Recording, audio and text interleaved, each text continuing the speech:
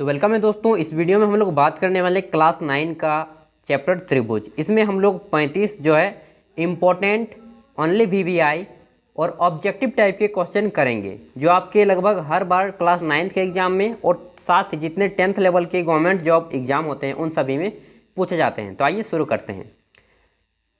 तो पहला प्रश्न आता है हमारा कि दो सर्वांगसम आकृति होते हैं, क्या होते हैं? समान होते हैं। दूसरा प्रश्न है निम्नांकित में से कौन त्रिभुजों की सर्वांगसमता कसौटी है? तो यहाँ पे आपको आंसर मिलेगा 4, यानी कि SAS का मतलब साइड एंगल साइड, इसे आप हिंदी में भुजा कोण भुजा कहेंगे। तीसरा प्रश्न है आपका निम्नांकित में से कौन त्रिभुजों की सर्वांगसमता कसौटी नहीं है? तो इसका उत्तर हो जाएगा ऑप्शन 3 SSA, यानी कि साइड साइड एंगल, जिसे आप हिंदी में कहेंगे भुजा भुजा कोण। ठीक, आगे देखते हैं। हमारा चौथा प्रश्न है कि दो समकोण त्रिभुज ABC और त्रिभुज DEF में कर्ण, यानी कि जिसे आप H से इंडिकेट करते हैं, कर्ण तथा DF तथा अन्य भुजा, कर्ण उसका DF है, ठीक सॉरी, एक समकोण त्रिभुज ABC और त्रिभुज DEF में कर्ण AC बराबर है यहाँ पे कर्ण DF, दो त्रिभुज हैं, तथा अन्य त्रिभुज AB = D, अन्य त्रिभुज है उसका AB D के बराबर हो, तो दोनों त्रिभुज किस नियम से सर्वांगसम होंगे? तो यह जो आपका नियम होगा वह होगा RHS, यानी कि राइट हैंड साइड नियम से। ठीक, आगे देखेंगे तो हमारा आता है यदि AB = QR, BC = PR और AC = PQ है तो क्या होगा? तो होगा उस समय सर्वांगसम इस प्रकार होगा त्रिभुज CBA सर्वांगसम त्रिभुज PRQ। ठीक, नेक्स्ट आता है हमारा 6 नंबर, कोण A = कोण P, कोण B = कोण Q और AB भुजा = PQ भुजा बराबर है, तो सर्वांगसम किस प्रकार होगा? तो यहाँ पे सर्वांगसम होगा त्रिभुज ABC सर्वांगसम त्रिभुज PQR। ठीक, आगे देखेंगे तो हमारा होगा त्रिभुज ABC और त्रिभुज DEF में AB = FD तथा कोण A = कोण D है, दोनों त्रिभुज SAS यानी कि साइड एंगल साइड अभिगृहित से सर्वांगसम होंगे यदि क्या होगा? यदि AC बराबर D हो जाए। ठीक, आगे देखें तो हमारा 8वां प्रश्न आता है त्रिभुज ABC एवं त्रिभुज DEF में यदि AB = D, BC = EF और त्रिभुज ABC = त्रिभुज DEF, तो क्या होगा? उस स्थिति में यहाँ पे देखिए फिगर दिया गया है, तो उस स्थिति में क्या होगा? कोण B और कोण E बराबर होगा, यानी कि A कोण और कोण B और कोण E बराबर हो जाएंगे। ऑप्शन 2 इसका राइट आंसर। अगला है निम्नांकित आकृति कौन दो त्रिभुज सर्वांगसम हैं? तो यहाँ पे आप देख सकते हैं आकृति में, तो आपको मिलेगा कि ऑप्शन C, यानी कि जिसमें त्रिभुज ABC और त्रिभुज PQR में कोण B = 50 डिग्री और इसमें कोण Q = 50 डिग्री है, ये सर्वांगसम आपस में होंगे। नेक्स्ट आता है यहाँ पे फिगर दिया गया है त्रिभुज का आकृति, त्रिभुज ABC में BE जो लंब है वह C के ऊपर है और CF जो लंब है वह AB के ऊपर है, जबकि BE = CF, तो निम्न में कौन सत्य है?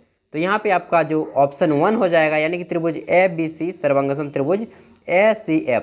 ठीक, नेक्स्ट आता है हमारा यदि त्रिभुज ABC सर्वांगसम त्रिभुज PQR, तब PR बराबर क्या होगा? उस स्थिति में PR बराबर क्या हो जाएगा? वह हो जाएगा AC, PR = AC होगा। ठीक, PR बराबर AC। आगे आता है त्रिभुज ABC = त्रिभुज PQR, तब QR बराबर क्या होगा? तब QR = हो जाएगा BC।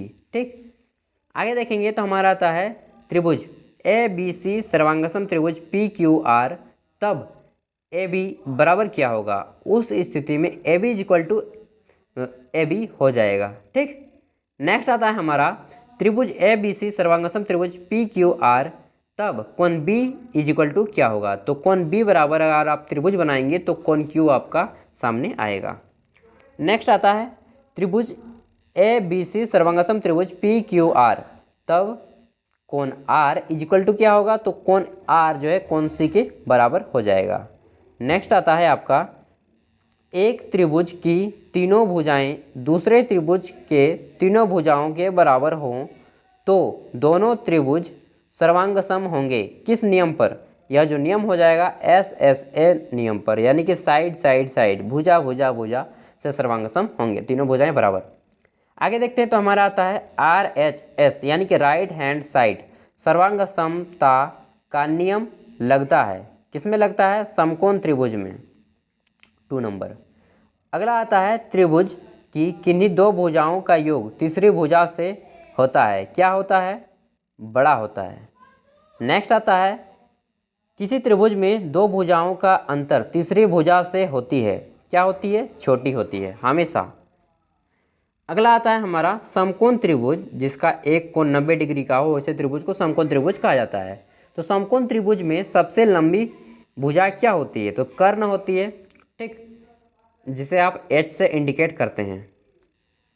आगे देखते हैं हमारा आता है समबाहु त्रिभुज का प्रत्येक कोण कितना होता है? तो समबाहु त्रिभुज का प्रत्येक कोण 60 डिग्री होता है, तीनों कोणों को मिलाएंगे तो आपका 180 डिग्री आ जाएगा। त्रिभुज का तीनों कोणों का मान होता है 180 डिग्री। ठीक, त्रिभुज में A B is equal to B C, कोण C is equal to 80 degree, तो कोण बी इज इक्वल टू क्या होगा? तो उस स्थिति में कोण बी आपका 20 डिग्री हो जाएगा, 20 डिग्री। ठीक, अगला आता है त्रिभुज ए बी सी में ए बी और ए सी बराबर है, कोण B is equal to 70 degree दिया है, तो कोण ए इज इक्वल टू क्या होगा? तो उस स्थिति में कोण ए जो है आपका 40 डिग्री हो जाएगा। नेक्स्ट आता है त्रिभुज ए बी सी में A B is equal to A C है, यदि कोण B is equal to 55 degree तो कोण ए का मान क्या होगा? तो ऐसी स्थिति में कोण ए का मान हो जाएगा आपका 70 डिग्री। नेक्स्ट आता है त्रिभुज ए बी सी में कोण B is equal to 55 degree, कोण A is equal to 70 degree है, तो त्रिभुज यह त्रिभुज किस प्रकार का त्रिभुज बन जाएगा? तो यह एक समद्विबाहु त्रिभुज बन जाएगा क्योंकि इसके दो भुजाएं जो हैं समान हो जाएंगी। आगे आता है त्रिभुज ए बी सी में ए बी बराबर ए सी और कोण B is equal to 45 degree, तो कोण सी कितना होगा? ऐसी स्थिति में कोण सी भी आपका उतना ही होगा यानी कि 45 डिग्री। नेक्स्ट आता है त्रिभुज ए बी सी में B C is equal to A B और कोण B is equal to 80 degree 80 degree, तो कोण ए का मान कितना होगा? तो ऐसी स्थिति में कोण ए का मान हो जाएगा आपका 50 डिग्री। नेक्स्ट आता है त्रिभुज ए बी सी एक समकोण त्रिभुज है, यानी कि इसका एक कोण 90 डिग्री है जिसमें कोण ए 90 डिग्री है और ए बी बराबर ए सी, तो कोण बी का मान क्या होगा? तो कोण बी का मान इसमें हो जाएगा 45 डिग्री। अगला आता है हमारा त्रिभुज पी क्यू आर में यदि कोण आर बड़ा है कोण क्यू से तो क्या होगा? तो उस स्थिति में जो पी क्यू भुजा है वह पी आर भुजा से बड़ी होगी। आगे देखते हैं तो हमारा आता है त्रिभुज पी क्यू आर में पी क्यू बड़ा है पी आर से, तो ऐसी स्थिति में क्या होगा? कोण क्यू जो है बड़ा हो जाएगा कोण आर से। अगला आता है हमारा 31 नंबर क्वेश्चन, 31 नंबर, त्रिभुज ए बी सी में यदि कोण सी बड़ा है कोण बी से तो क्या होगा? तो ऐसी स्थिति में आपका उत्तर हो जाएगा ए बी बड़ा है ए सी से। अगला आता है हमारा आकृति पी बी सी बड़ा है, मतलब कि पी बी से बड़ा है आपका क्यू सी बी बड़ा है पी बी से, तो निम्न आकृति में क्या सत्य है? तो यहाँ पे आप देख लीजिए आकृति को, त्रिभुज ए बी सी यहाँ पे दिया गया है, तो यहाँ पे जो आपका हो जाएगा ए सी बड़ा हो जाएगा ए बी से, यानी कि ये जो ए सी है ये ए सी ये बड़ा हो जाएगा ए बी से, इस साइड के ए बी से। ठीक, आगे देखते हैं तो हमारा प्रश्न आता है त्रिभुज ए बी सी की भुजा, त्रिभुज ए बी सी की भुजा बी सी पर डी एक ऐसा बिंदु है कि ए डी बराबर ए सी, यहाँ पे देखिए, ठीक, ए डी और AC बराबर है, यहाँ पे दिया गया है बराबर, तो क्या सत्य होगा? तो यहाँ पे सत्य हो जाएगा AB बड़ा है AD से। ये जो AB है ये AD से बड़ा हो जाएगा और AC से भी बड़ा होगा, ठीक। AD और AC से बड़ा होगा ये AB। अगला आता है हमारा 34 नंबर और उसके बाद 35 नंबर, अंतिम प्रश्न है 2। यदि किसी त्रिभुज के 2 शीर्षलंब बराबर हों तो वह किस प्रकार का त्रिभुज होगा? तो जिसकी 2 भुजा बराबर हो वह समद्विबाहु त्रिभुज होगा। अगला आता है त्रिभुज ABC में कोण B इक्वल टू कोण C और AB बराबर 5 सेंटीमीटर, तो AC कितना होगा? तो ऐसी स्थिति में AC भी आपका उतना ही होगा, यानी कि 5 सेंटीमीटर हो जाएगा। तो बस इस चैप्टर में इतना ही। इम्पोर्टेंट क्वेश्चन है 35।